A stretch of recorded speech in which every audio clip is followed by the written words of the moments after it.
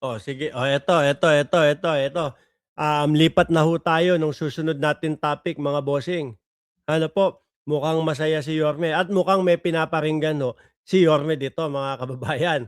Na sino kaya yung sinasabi ni Yorme na makakaliwang grupo daw ho? No, meron sinasabi si Yorme makakaliwang grupo daw ho, mga boss chief amo sir, eh, 'no? O eto, pakinggan ho natin. Kasi nga ho, mga kababayan, kung di ako nagkakamali, merong naging proyekto si Pangulong Bongbong Marcos. Tingnan ko na, ha, para sigurado ho tayo ayoko nagkakamali at ayoko ho na, yung tipong gumagawa tayo ng kuwento-kuwento, na merong proyekto si Pangulong Bongbong Marcos. Gusto ko lahat ay ano, lahat po is totoo, 'no? O eto, sandali lang, ha. Bigyan niyo ako ng ano, ng konting ano, oras, 'no? Ayun 'no, talaga, oh. Oh, 'di ba? Ospital ng Sampaloc sa oh, andiyan. Oh, si Pangulong Bongbong Marcos, inaanyayahan po tayong samahan ang pangulo sa gift giving ngayong umaga. Oh, 'di ba? Yorme ambush interview, the send-off ceremony of the citywide, ayan, oh. Oh, Parade of Oplan Paalala Iwas 'no, ang daming ano proyekto ho, mga kababayan. Ngayon, sabi ni Boss Mike Severa, paano kaya kung si, um, Isko Moreno ang patakbuhin o ang suportahan ni Pangulong Bongbong Marcos sa pagkapresidente, 'no? Sabi ko, batang Maynila ako, taga ano ako, eh, taga Tondo ho ako, diyan ho ako pinanganak, eh. Pero saka na natin pag-usapan 'yon. Ngayon eto, pakinggan ho muna natin si Yorme, mga bossing, 'no? Oh, pakinggan ho, tingnan natin kung sino yung mga pinapakinggan ho dito. Kadupang ang ugali ng mga makakaliwang grupo na yan. Oh, Pag alam madupang daw ang ugali, oh.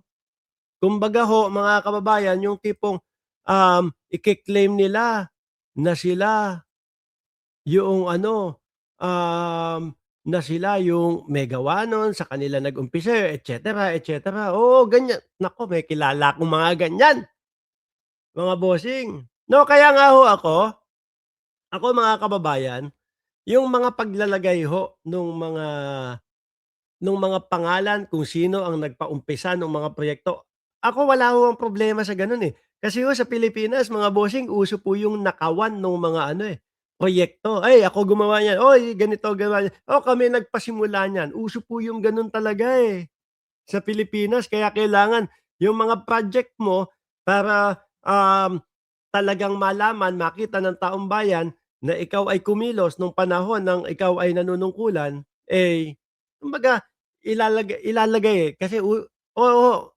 pa-epal kung tutuusin, pero nanakawin naman nung iba. Madami tayong kakilalang mga ganyan ho, 'no?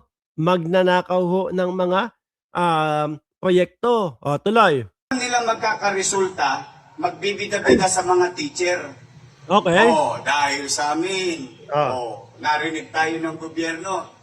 Wow! Laway lang puhunan mo, gusto mo kumita ng pera? aha. Ano tinira nyo? Pa-share naman. Baka tudyong, Yorme. Demanda. Alam nyo bakit? Eh, hindi rin binigay eh, yung allowance ng mga teacher for so many months. Oh, eh dahil nakakuha ng tip, gusto ko ipaalam sa inyo ha, nakakuha lang ng tip yun. Alam nyo bakit? Ano nakuha nilang tip? Ano Ng po? mga tatatlong po Ano po? na Ilan? yun, o wala pa? Alam niyo nakuha niyang tip? Kasi kahit wala tayong pera, pinahanda ko yung payroll. Mhm. Pinahanda ko. Bakit? Para pag may pera, o ibigay nyo na yung allowance niyan, o ibigay nyo na yung bonus niyan. Ayan po. Ganyan. Alam niyo, mga kababayan, yung mga taga Maynila ho, ayan, masaya kay Yorme, oh. Ganyan. Eh, ako naman ho, matagal na din ho akong wala diyan sa Tondo. Hindi na din ho ako nakakabisita. Ultimo nga ho, sa Marikina, siyempre ilang taon na din ho kaming nandito sa ibang bansa ho, mga bossing, 'di ba? So, yung nakikita natin, Kaya nga po nakabalik ng pagiging Yorme, pagiging mayor, si Mayor Isko Moreno dahil po mahal ng mga taga Maynila. Sila ang makakasagot diyan. Kung talagang maganda ang ginagawa. At tingin ko maganda naman ho ang ginagawa. Yang kadupang ang ugali ng mga makakaliwang grupo na yan. Pag alam nila magkakaresulta, magbibida-bida sa mga teacher. Dahil sa amin, narinig tayo ng gobyerno. Wow! Laway lang po na mo. Gusto mo kumita ng pera? Aha. Ano tinira nyo? Pa-share naman. Sandali, inulit lang pala. Tuloy. Hindi, totoo po. Ako kung talagang ipinagmamalasakit nila yung kanilang guro, kung pinagmamalasakit nila, sana nung nakaraang taon pa hindi binibigay. Itong first quarter pa, hindi binibigay. Kung mo nakakita na may proyekto sila. Nagsabi na si Yorme during department head meeting, ihanda na, ikayak na yung allowance naman ng teacher ulit dahil bibigyan natin ulit ang teacher bago man lamang matapos ang taon. Siguro, kaya po siguro ng mga guro. Ano? Nakatip. Wala pang ang pera, gusto na kumolekta. Hindi po. Ako, Sino kaya yung tinutukoy ng mga makakaliwang grupo nitong mga ito, ni Yorme, mga boss chief, sir? Ako, kung pag-uusapan naman po, yung kung sakali na si Pangulong Bongbong Marcos, pinagkatiwalaan si Yorme, mga kababayan, no? Sa darating na eleksyon. Kung ang kalaban si Vice Presidente Inday Sara Duterte lang, tapos one-on-one yung dalawa, doon na ako sa sinasabi ng presidente kong pinagkakatiwalaan niya, mga bossing. Kaysa naman doon sa mga hindi sumasagot, doon sa mga issue laban sa kanya. Di ho ba, mga kababayan, ang dali lang ho sagutin, mga bossing. Pero tingin ko, mas marami pa pong mga tao at matagal pa ho 2028 pa naman ho, mga kababayan, ilang taon pa, 2 taon pa, no? O 2 kalahating taon pa bago natin malaman yung mga tatakbo ho, mga bossing, sa darating na 2028. Anyway, mga kababayan, mga boss chief, sir, no, hanggang dito na lang po, magpapaalam na ako sa inyo. Bakit po?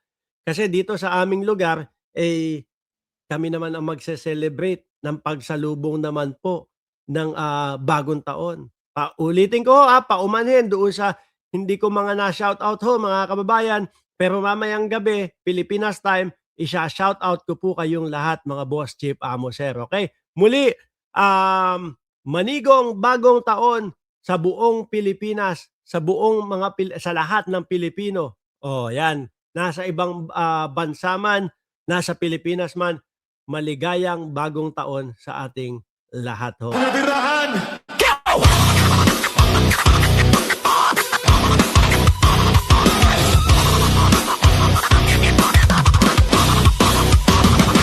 Kawawang publiko, grebe na ito. Nilalaso ng isipan, grebe na kayo. Kailangan wakasan ng katampalasan para mailigtas natin mamamayan. Mamameke ka ba? Birahin na yan.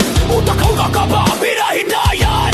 Kultong dedes, birahin na yan. Birahin na yan. Birahin na yan.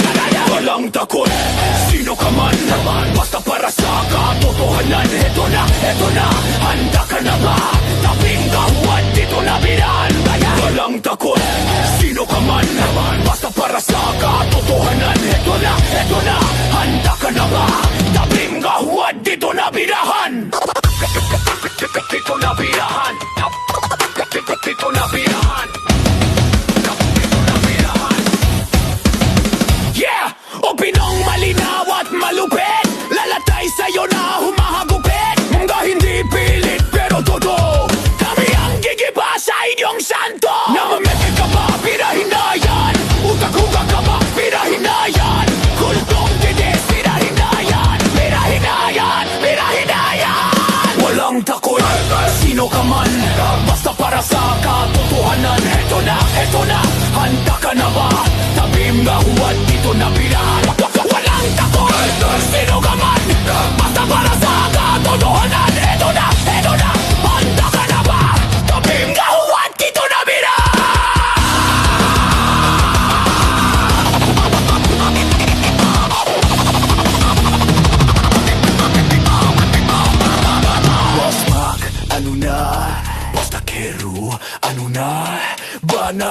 boy ni Olo. What's up, ganda? Boss Mag, ano na?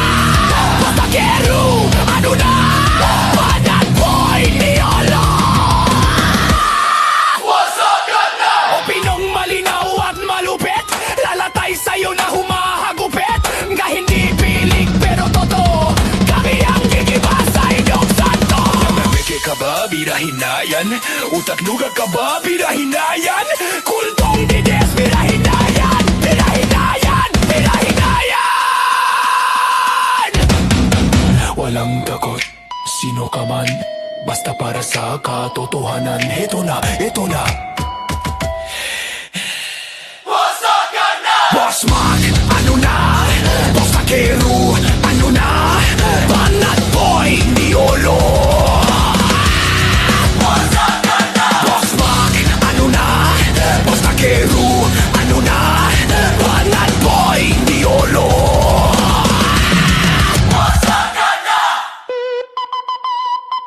Opinisong malina at malupit, lalatay sa'yo na humahagupit. Hindi pilit pero totoo, kami ang gigiba sa inyong santo. Namimeke ka ba? Birahin na yan! Utak luga ka ba? Birahin na yan!